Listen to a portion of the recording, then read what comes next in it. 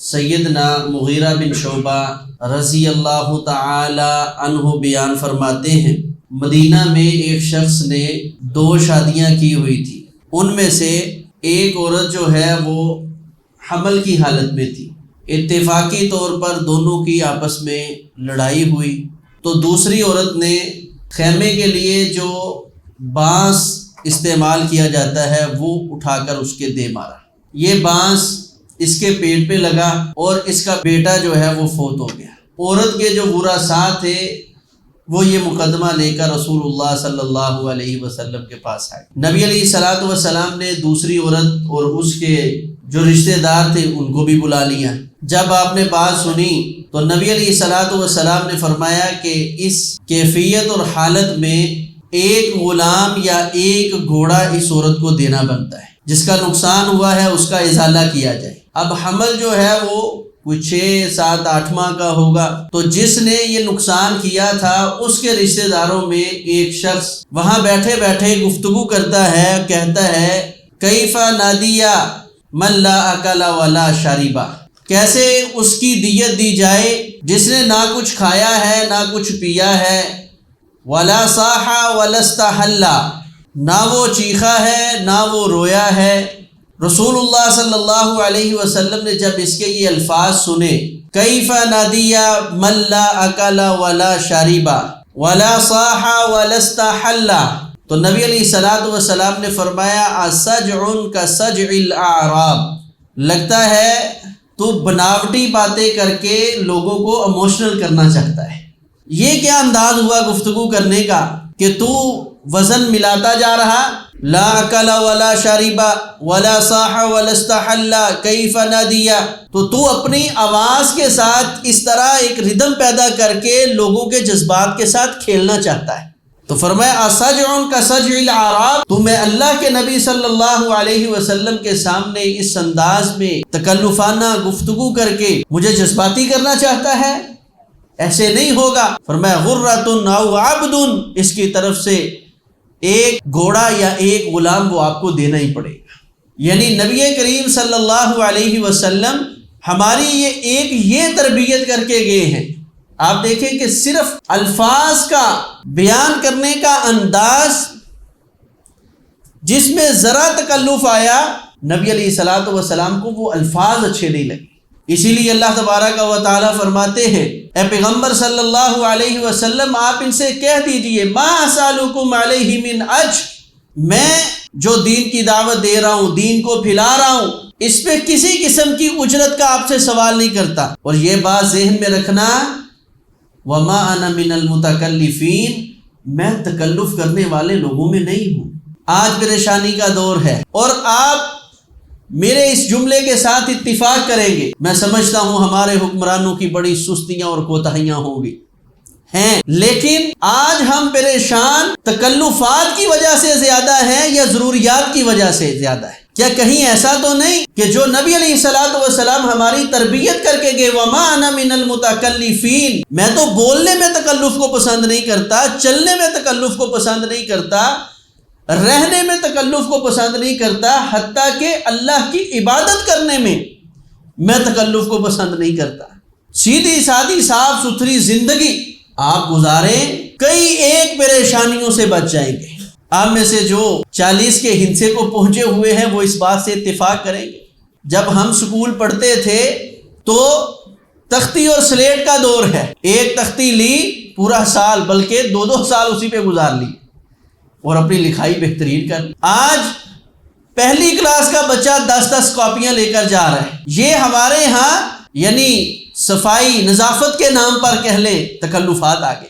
میں نے اپنی آنکھوں میں کئی ایسے طلبہ بھی دیکھے، آپ نے بھی دیکھے ہوں گے، جو سیل سے سکہ نکال کر کام لکھ لیتے تھے، اور آج ایک بچے کے پاس آپ اپنے گھر میں جا کر بیگ کی تلاشی لیں، کم و بیش 15 سے 20 پینسلیں ایک بچے کے پاس ہو، اور پھر ہم کہتے ہیں حالات اور تنگی۔ پہلے ہمارے ہاں اینٹوں پر کپڑے اس انداز میں سلائی کیے جاتے تھے کہ یہ بعد میں یونیفارم کے طور پہ استعمال ہو جائے۔ شادیوں پہ اس چیز کا خاص خیال رکھا جاتا تھا کہ یہ طالب علم ہے، اسٹوڈنٹ ہے، اس کے لیے اس رنگ کا تعین کرے جو بعد میں اس کے کام آ جائے. وما انا من المتکلفین. تکلف آپ جتنا مرضی کر لیں، تکلف کریں گے مشقت بڑھتی جائے. اللہ تبارک و تعالی فرماتے ہیں لا یکلف اللہ نفسا الا وسعها. اللہ کسی آدمی کو اس کی طاقت سے بڑھ کر تکلیف میں نہیں ڈالتا. اس کا مطلب ہے کہ انسان خود ایسے فیصلے کرتا ہے جس کی بنیاد پر یہ انسان اپنے آپ کو تکلیف میں ڈال لیتا ہے. مثال کے طور پر سیدنا عمر بن خطاب رضی اللہ تعالی عنہ فرمایا کائنات کے لوگوں، جب آپ امیر بنے تو لوگ یہ چاہتے تھے کہ آپ کے ساتھ ایک شاہانہ پروٹوکول معاملات، تو فرمانے لگے سن لو نہینا عن التکلف. اللہ کے رسول صلی اللہ علیہ وسلم نے ہمیں تکلف سے روکا ہے. اور یہ تربیت کہاں سے لی تھی؟ نبی علیہ الصلوۃ والسلام کے گھر آئے، سیدہ حفصہ کا گھر ہے. نبی علیہ الصلوۃ والسلام دوپہر کے وقت آرام کر رہے، کھجوروں کی چھال کا بستر ہے، قمیض آپ نے اتارا ہوا ہے. سیدنا عمر بن خطاب رضی اللہ تعالیٰ نے اجازت لی، اندر داخل ہوئے. نبی علیہ الصلوۃ والسلام جب بستر سے اٹھ کر بیٹھے تو چھال کے نشان جو ہیں وہ آپ کی کمر پر پڑے ہوئے. سیدنا عمر رضی اللہ تعالیٰ عنہ کی آنکھوں میں آنسو آ گئے. اللہ کے رسول صلی اللہ علیہ وسلم، اللہ نے آپ کو امام الانبیاء بنایا ہے، آپ ساری دنیا کے سردار ہیں، آپ حکم کریں آپ کے لیے بہترین ایک بستر جو ہے وہ تیار کر دیا جائے. رسول اللہ صلی اللہ علیہ وسلم نے فرمایا عمر، میں ایک جبار اور عنید اور سرکش بادشاہ کی زندگی بسر نہیں کرنا چاہتا. جب آپ نے عملاً اور قولاً یہ تربیت کی تو پھر منصب پر بیٹھتے ہی، مسند کو سنبھالتے ہی اپنی رعایا کو یہی تعلیم دی نہینا عن التکلف. کائنات کے لوگوں ہمیں تکلف سے روک دیا گیا ہے.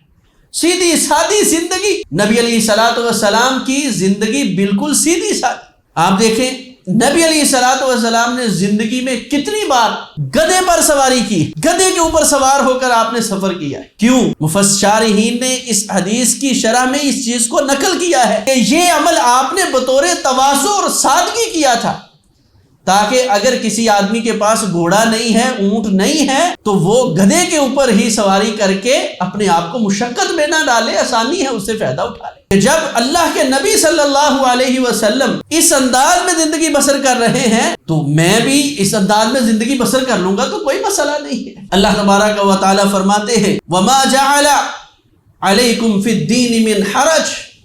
اللہ نے یہ جو دین تمہیں دیا ہے اس میں اللہ نے یہ تکلفات، یہ مشقتیں نہیں رکھی. نبی علیہ الصلوۃ والسلام نے فرمایا الدین یسر، دین انتہائی آسانیوں کا نام ہے. اور جو بات آپ نے آگے کہی وہ بڑی قابل غور ہے. وَلَن يُشَادَ الدِّينَ أَحَدٌ إِلَّا غَلَبَهُ. کوئی آدمی دین کے اندر بیجا سختیاں برتنا شروع کرتا ہے، اللہ نے یہ دین کی خوبی رکھی ہے الا غلبہ، وہ دین اس کے اوپر غالب آ جاتا ہے. بیجا سختیاں کرنے والا آدمی ایک نہ ایک دن صراط مستقیم سے ہٹ جائے گا، انحراف کا شکار ہو جائے گا، زال اور مزل ہو جائے گا. دین اعتدال اور میانہ روی کا نام ہے. جب یہ دین عبادات میں کس قدر دین اس عبادات میں میانہ روی کی تلقین کرتا ہے. نبی علیہ الصلوۃ والسلام آئے مسجد نبوی میں، دیکھا ایک رسی جو ہے وہ مسجد نبوی کے چھپر کے ساتھ بندھی ہوئی نیچے لٹک رہی. فرمایا ما ھذا، یہ کیا ہے؟ صحابہ نے فرمایا اللہ کے رسول ھذہ لزینبہ، یہ آپ کی بیوی سیدہ زینب کی رسی ہے. کیوں؟ فرمایا رات کو قیام کرتی ہیں تو نیند آتی ہے، اپنے بالوں کو اس رسی کے ساتھ باندھ لیتی ہے کہ جیسے ہی نیند آئے جھٹکا لگے تو بال کھینچے جائیں، نیند اٹھ جائے اور میں عبادت کر سکوں. نبی علیہ الصلوۃ والسلام نے فرمایا اس کو کاٹو. پھر آپ نے صحابہ کو خطبہ دیا، فرمایا وہ کام کرو جس میں اللہ نے تمہارے لیے اعتدال اور میانہ روی رکھی. اور یہ بات ذہن میں رکھو، حقیقت یہ ہے کہ انسان ایک دن اکتا جائے گا. فإن اللہ لا یمل، اللہ تبارک و تعالیٰ کبھی اکتاتے نہیں ہیں. تم عبادتیں کر کر کے تھک سکتے ہو، اللہ تبارک و تعالیٰ اجر دیتے ہوئے کبھی اکتاتے نہیں. اس لیے تکلف مت برتے، اعتدال میانہ روی اس انداز میں آپ زندگی بسر کریں. اور اس سے بڑھ کر رسول اللہ صلی اللہ علیہ وسلم کے صحابی سیدنا عمر بن خطاب رضی اللہ تعالیٰ عنہ ایک دن مسجد میں بیٹھے تھے. مصنف ابن ابی شیبہ کی روایت، مسجد میں بیٹھے ایک شخص سیدنا ابو بکر عمر رضی اللہ تعالیٰ عنہ کے پاس آ گیا اور آ کر اونچا سانس لینے لگا.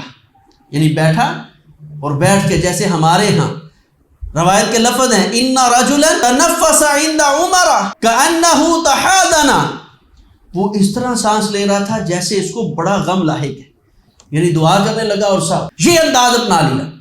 سیدنا عمر رضی اللہ تعالی جب اس کو ایک دو بار دیکھا کھڑے ہو گئے۔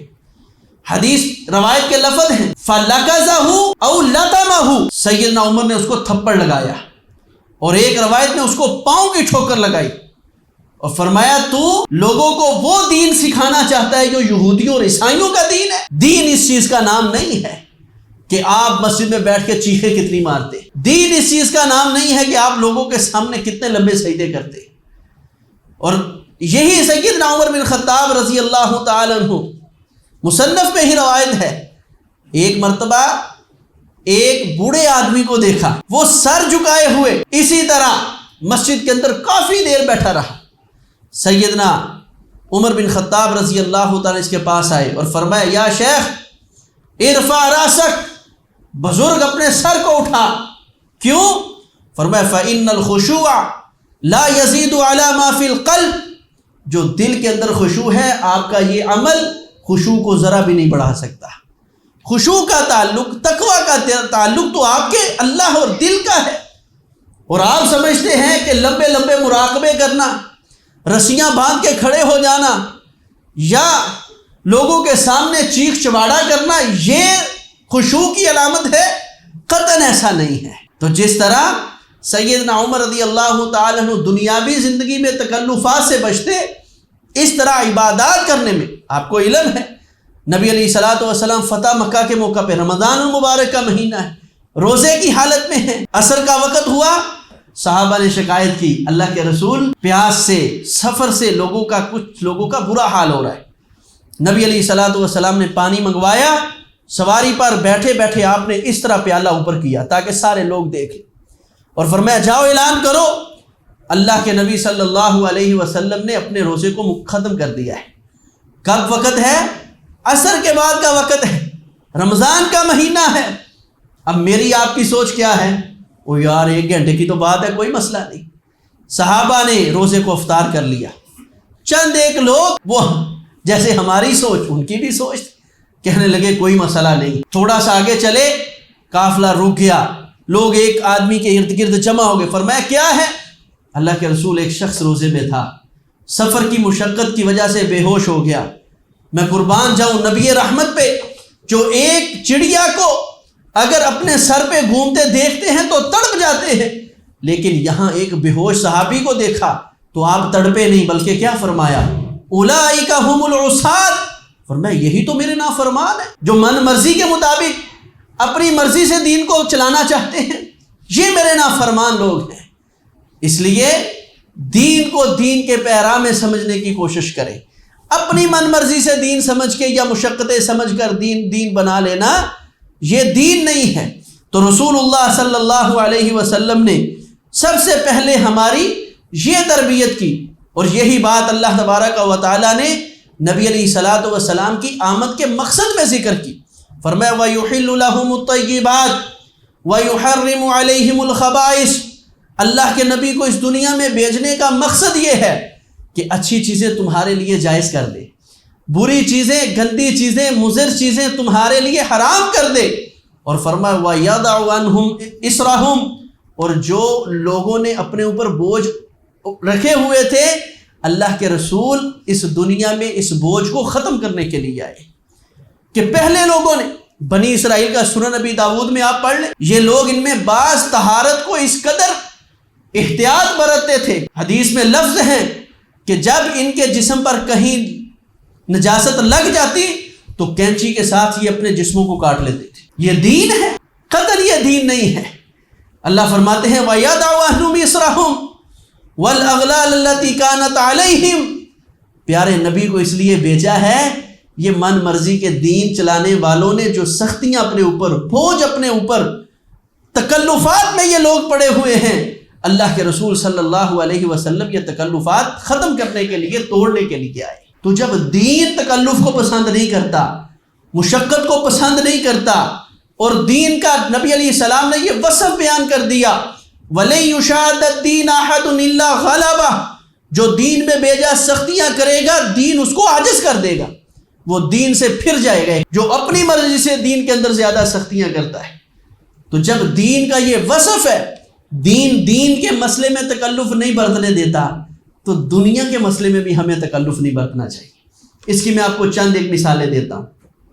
آپ نے ایک لفظ سنا ہوگا، جب کوئی مہمان آتا ہے تو ہم لفظ بولتے ہیں بتائیں جی کیا کھانا ہے، بلا تکلف بتائیں۔ اچھا، یہ پوچھنا ہی بہت بڑا تکلف ہے۔ مجھے یاد آئے سیدنا سلمان رضی اللہ تعالیٰ عنہ، ان کے پاس بڑے تابعی ہیں شفیق رحمہ اللہ، یہ اور ان کے ایک ساتھی صحابی کی زیارت کے لیے آگے، سیدنا سلمان رضی اللہ تعالیٰ عنہ۔ تو صحابی تربیت یافتہ تھے، انہوں نے فوراً جب پتہ چلا مہمان آئے ہیں گھر گئے اور جا کر جو گھر کے اندر سالن تھا وہ اور روٹیاں لا کر ان کے سامنے پیش کر دی اور فرمانے لگے لولا ان رسول اللہ صلی اللہ علیہ وسلم نہانا عن التکلف لتکلفت، اگر ہمیں اللہ کے رسول نے تکلف سے نہ روکا ہوتا نا تو تمہارے آنے کی مجھے خوشی ہوئی، میں ضرور تکلف کرتا۔ اب جو ساتھی تھا نا وہ کہنے لگا، لقمہ لگایا، کہتا لو کانا فی ملحنا سعتر، یہ جو سالن ہے نا اس میں اگر پودینہ ڈال دیا جائے تو کیا بات ہو جائے۔